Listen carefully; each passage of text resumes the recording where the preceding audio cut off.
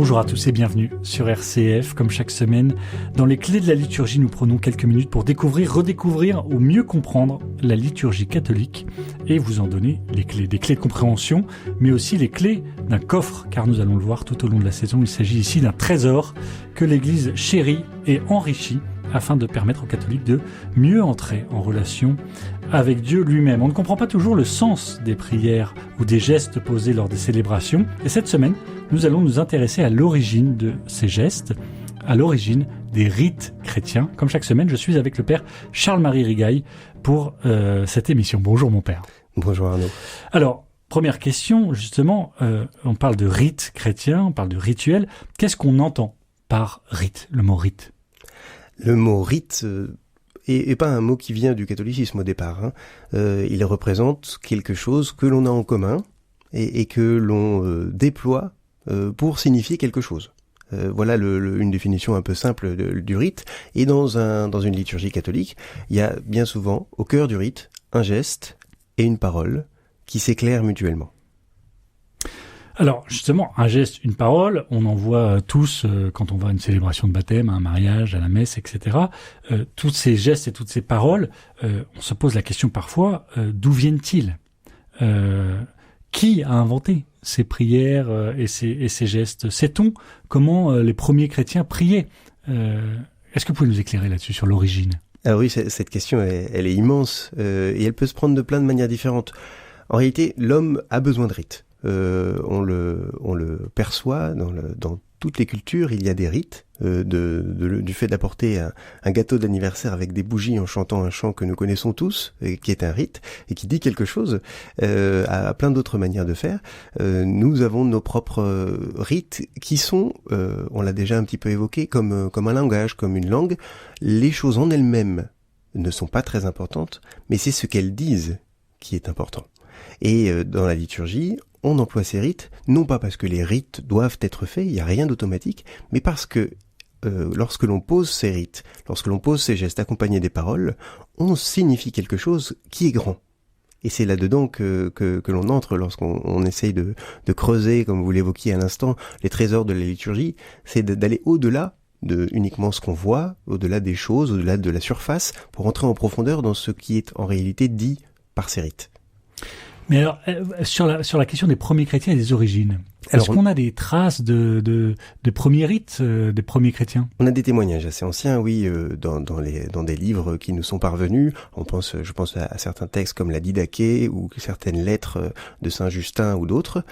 On en a aussi, tout simplement dans les Actes des Apôtres, dans le Nouveau Testament, dans les lettres de Paul, où il explique 2-3 choses que l'on retrouve aujourd'hui, par exemple. À quoi ressemblait un premier rite dans le premier chrétien, un rite, j'allais dire, un peu fondamental pour les premières communautés chrétiennes? Alors, on peut le retrouver, même si on n'a pas le détail très précis. On a toujours les grandes lignes. Et alors, les grandes lignes, c'est étonnant parce qu'en fait, c'est les mêmes grandes lignes qu'aujourd'hui. Jusque-là, ça n'a pas beaucoup changé. Eh bien, par exemple, on sait que la parole de Dieu est au centre. Depuis le début, et jusqu'à aujourd'hui, la parole de Dieu proclamée est au cœur de la liturgie. Et aujourd'hui, que vous alliez à un baptême, à un mariage, à des funérailles, etc., vous retrouvez la parole de Dieu à un moment donné proclamée. Le rassemblement est au centre. C'est pas des personnes isolées qui font quelque chose. C'est bien des gens qui se rassemblent pour prier ensemble le Seigneur. C'est ça qui est extraordinaire dans la liturgie, c'est que c'est pas une convocation de Dieu. Parfois, quand on pense à un rituel, on pense qu'il y a quelque chose d'automatique et que donc je convoque Dieu, donc il vient. Non, ça, ce serait de la magie. Je dis des mots et quelque chose se réalise sans que ça soit un lien avec Dieu. Vous dites justement que ça serait de la magie, c'est-à-dire que quand on entend le mot rituel, rite, parfois l'imaginaire occidental du XXIe siècle peut penser à la magie. En quoi ça n'a rien à voir justement ? Eh bien, ça n'a rien à voir parce que dans un rite, l'objectif, c'est de nous tourner vers Dieu et d'entrer dans une relation. C'est pas d'accomplir quelque chose qui serait automatique. Souvent, on a appelé magie des phénomènes dont on trouvait pas l'origine, qui étaient des phénomènes scientifiques ou chimiques, etc. Et donc, on n'arrivait pas à expliquer, on appelait ça magique. Mais aujourd'hui, on arrive de mieux en mieux à les expliquer. Il n'y a plus rien de magique, pas du tout. Or là, dans la foi, dans le rite chrétien, il n'y a rien du tout de magique. Et parfois, il faut justement essayer de sortir de ce rapport à la liturgie. C'est pas parce que je vais aller à la messe qu'il va se passer quelque chose que j'attends dans ma vie. C'est pas parce que je convoque Dieu que Dieu va faire exactement ce que je lui demande. Non, j'entre dans une relation. Et la relation, elle a besoin d'être gratuite. Et la liturgie nous fait entrer dans cette gratuité. Et je rentre en relation avec Dieu, je me présente à lui gratuitement et se crée quelque chose. Entre moi et le Seigneur, à la rencontre duquel je viens. Vous parliez tout à l'heure justement de ce premier rite chrétien où on retrouvait déjà la parole de Dieu, la convocation de l'assemblée. Aujourd'hui, il y a un rituel qui est commun à toutes les célébrations chrétiennes.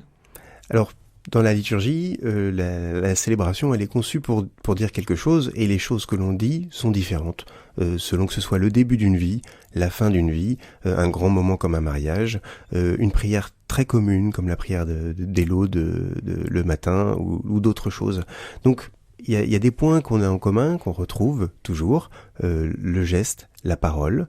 Il y a quelque chose de commun, par exemple, dans le fait que c'est toujours assez incarné. On a besoin, je vous le disais tout à l'heure, du rituel, du rite. La foi chrétienne, c'est pas quelque chose d'éthéré. Le Christ s'est fait chair, et donc dans le rituel, il y a toujours quelque chose du rapport au corps, à la présence, à la voix.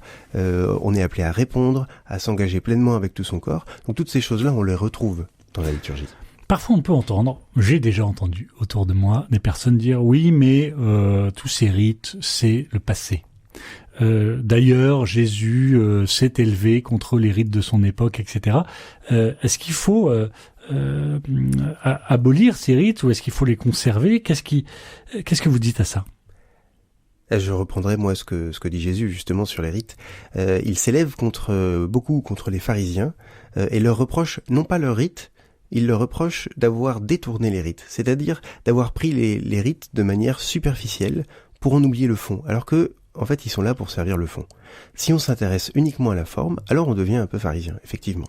Et la liturgie, les rituels chrétiens, perdent tout si on commence à s'intéresser uniquement à la forme. Ils sont là pour nous donner le Seigneur à voir, le Seigneur à rencontrer. Si on les fait pour les faire, parce qu'il faut les faire, alors évidemment, ça n'a plus aucun sens. Et la liturgie perd de sa richesse. Aujourd'hui, certains disent qu'il faut faire évoluer les rites, et pourtant on voit bien que l'Église est entre les deux, c'est-à-dire qu'elle conserve des rites et elle enrichit parfois en ajoutant. Comment l'Église fonctionne-t-elle justement pour décider tout ça ? Alors c'est un mouvement qui est assez lent, qui est assez long, parce qu'évidemment l'Église c'est 1 milliard de personnes, de cultures différentes, avec beaucoup de choses en commun et aussi des choses de compréhension qui peuvent être compliquées à faire évoluer.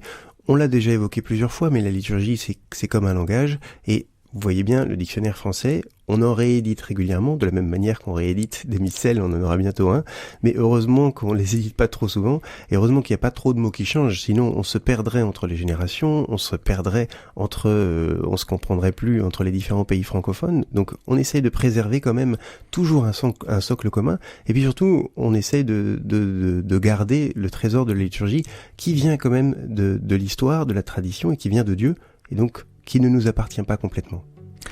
Merci beaucoup, Père Charles-Marie Rigail, et à la semaine prochaine pour un nouvel épisode. À la semaine prochaine.